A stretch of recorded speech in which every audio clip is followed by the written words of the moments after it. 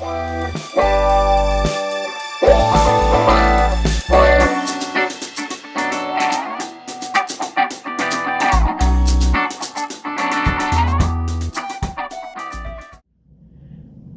right, we're going. So this is the unboxing of the Black Bay 58 Blue. That's right. Okay, so we're here today to unbox. This is a brand new watch, just arrived. Opening it up straight from the AD. I feel like we should have a special knife for this. Well, I have a special knife for this, but next time, our next unboxing. Yep. Open this up. No idea what this looks like. First time looking at it. And this is a 2020 release of the Tudor Black Bay 58. Blue bezel, blue dial. And what's today's date? And today's date is it's July 17th. More packaging. And more packaging, so we're going from one FedEx box to another. July 17th, 2020. It's been tough. It's been a tough year for watches, obviously, with the releases. Postponed or delayed or canceled altogether. There hasn't been the anticipation's been there, but the delivery has been less than desired. Okay, pull up screen. We've got some paperwork to view. Same family, different parents perhaps, or something. I don't know how we would phrase it, but it is very similar in design and packaging from the Rolex to Tudor. All right, here we go, folks. Let's see.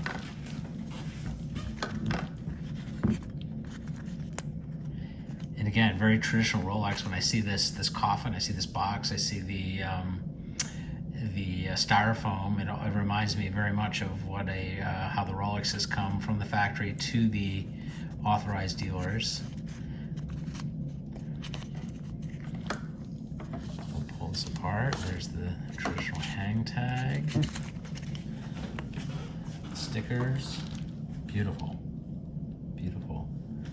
Still with all the stickers attached. You can see the riveted bracelet. Barcode there on the left side of the watch. And is this your first Black Bay 58? It's the first Black Bay 58 for sure, but not the first Tudor. No, not the first Tudor. In fact, wearing, so we get in the camera view here, but we'll do a side by side. All right, we'll do a side by side. And what's the give me some measurements on this watch. Well, the Black Bay 58 is a vintage dimension, so it's a 38 millimeter as opposed to the regular Black Bay, which I believe is a 40 millimeter. 40 millimeter, right? Right. So should we do the taking off of the? Yeah, let's peel back the plastic. And let's see the blue. I hate taking off the plastic. I was the guy that always left the plastic on my clock radios growing up, and but beautiful dome crystal. That's the first thing I noticed there, and that dial is just phenomenal. It's just gorgeous. Wow. It appears to be a matte dial. Yep. Sort of a matte blue dial. Obviously aluminum bezel insert, raised pearl at 12 o'clock. It's got the traditional snowflake hands. The sort of micro-knurled bezel, which is obviously different from the Rolex, which tends to have a more granulated bezel, but this is obviously traditional Tudor. Why do you reach in here and hold on to this? Okay. Yep. And again, I love the matte dial. The matte dial is just gorgeous. It reminds me of the Sea Dweller SD43 when I think about the matte black dial and how it compares to the Submariner, the gloss dial versus the matte dial. This is definitely, I don't know if the camera can really show it, but it absolutely feels to be sort of a matte blue dial. Raised indices, 18 karat white gold. Obviously the Tudor notation on the dial. Along with the officially certified it's chronometer. A deep blue, right? I mean, it's a very navy. deep blue. All right, so let's do much different. Let's move this over. The Pelagos in blue. Okay. Now, immediately when I look at the Pelagos, I say the Pelagos it just has a bigger presence, right? Bigger, wider bezel, bigger case, wider lugs. Both brush case, brushed bracelet. But nonetheless, it's got that sort of micro-knurled bezel, as you can see here on the outside. Both of these watches have that. But the Pelagos just has a bigger presence. Absolutely. But also it doesn't, I don't see the raised indices. It feels like it's a much flatter dial compared to the 58. Absolutely. Without the white gold rim around the indices, right? That adds some dimension to the hour markers. Yep. Absolutely. And so that's one of the things I noticed. You want to maybe pull it in a little bit. We can see it. I'll come in closer, but yeah, I mean, definitely a difference when I see that. And different blues. I mean, a brighter blue versus a more subdued blue when I look at the two of these side by side. So not only is there a size difference, but I also, I mean, for what I see really a difference in the blues. The tone of the blues, the tonality is absolutely much different. Even though we've got the snowflake hands, we've got round indices at the hours versus the square indices on the Pelagos. Date versus non-date, so slightly different complications, obviously. Right, and that's actually an interesting point, right? So I like the non-date, Black Bay 58, but the date on the Pelagos, it's really, it's blended in. Because it doesn't have the magnifying Cyclops, and so it really kind of blends with the rest of the watch, which I like. It's a personal preference whether you like the Cyclops or not, but certainly that's a look I prefer. I like it too, and the date's not hard to read. I mean, it's a bold dial, and so I feel like the date stands out. And we'll take a look sort of from the. You can see the raised from the side versus. Much thicker case though. Let's look at that case design, right? So we look at the profile of the case, and if I just kind of stack these two up next to each other, if you want to come in a little bit, and we can see that this is a much slimmer case. We'll have to get the case dimensions from the height perspective, but this looks like much thinner than the Pelagos. Pelagos seems to be much more robust when I think about the side. Let's flip it over to the other side. Take a look at these. We'll kind of back it up a little bit and down, but you can see it. And again, a helium escape valve. That's something that's unique to the Pelagos as well. Yeah, I mean, the Pelagos is meant to be a deeper diver watch. Yep. And it looks like it. It's more robust, right? Larger watch, larger bezel, larger case. Depth rating on this, 660 feet. I'm not sure what the Pelagos is definitely a deeper diving watch, right? When we look at the Pelagos, which would justify obviously the helium escape valve, the thicker case. But I think also let's give a look at the sort of from the bezel line, and the Pelagos having a very flat bezel, almost not quite recessed. If I can turn this here, if you want to just tilt down a little bit, it's almost flush with the bezel. Whereas the Black Bay 58 has that raised crystal, almost domed, more of a vintage look in my mind, and I think that's consistent when I think about the riveted bracelet. The Pelagos being a much more modern design, whereas I feel like the Black Bay 58 tends to be more of a historic, sort of vintage look and feel. Well, let's do this. Speaking of the bezel, so I always like to kind of listen to the clicks. And how it feels, right? So, all right. So let's see how. I'm gonna give that All right, we give this a turn. Now that's a different clicking. Yeah, absolutely. And this feels much more of like a macro click in my mind. So, I think about I have a Harrods Tudor, the Black Bay Harrods, which we'll do a review on at some point.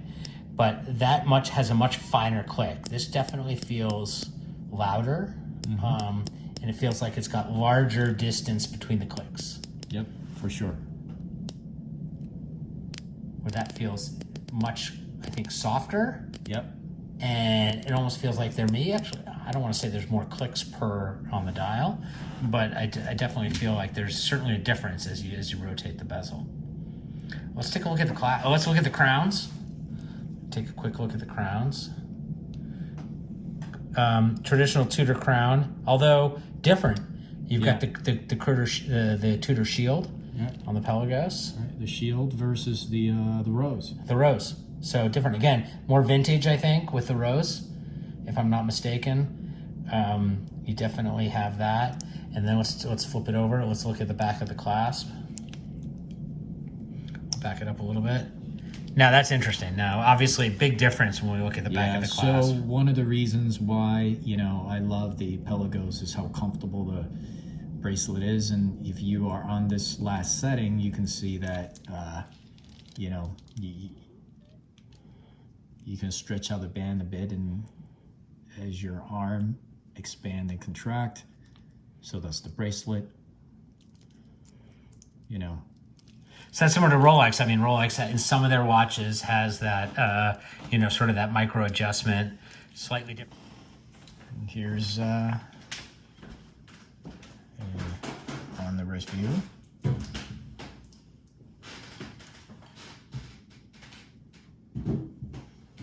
Yeah, just beautiful. All right. And then, and I'll just do a quick wrist shot of this. Let's see if I can get that up there. Again, very nice. Very nice. I love the size. I love I mean, I have a small 6 7/4 wrist, but if I look at this again, how it comes across the wrist, it wears beautifully. And I think it's the thinness of the case. The lugs taper down. It's fantastic on the wrist. Obviously, slips under a shirt cuff, as we can see here, without a problem. And then I look at the bracelet, and again, bracelet's just beautiful the way this bracelet is, and the clasp, fantastic. Flip safety lock here, and then let's take a look at the clasp.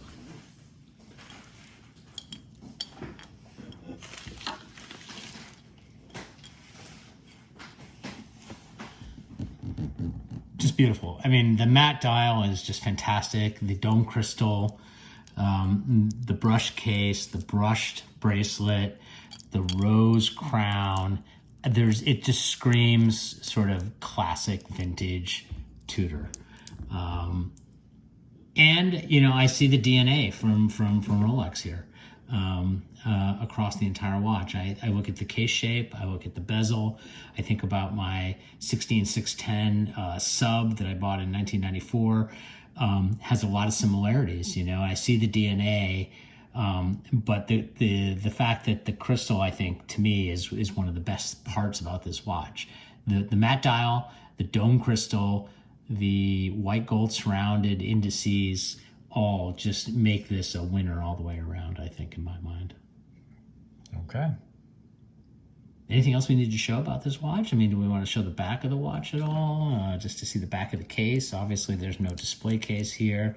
Tudor, no Rolex. What else would you recommend? And, you know, there's a lot of brands to choose from, but Tudor brings a tremendous amount of value to the table. And I think it's never more evident than in this watch right here. I think these guys hit a home run this year in 2020. Absolutely. Although, speaking of value, I mean, you know, have a good relationship with your AD, and hopefully you'll get your hands on one of these. Well, that's true. It's all about the finding the availability of these watches, and any stainless steel watch, let alone a blue face, blue bezel stainless steel watch today, is a challenge from any manufacturer, but Rolex and Tudor obviously included. But nonetheless, it is about the relationship. But I think this is a great example. Okay.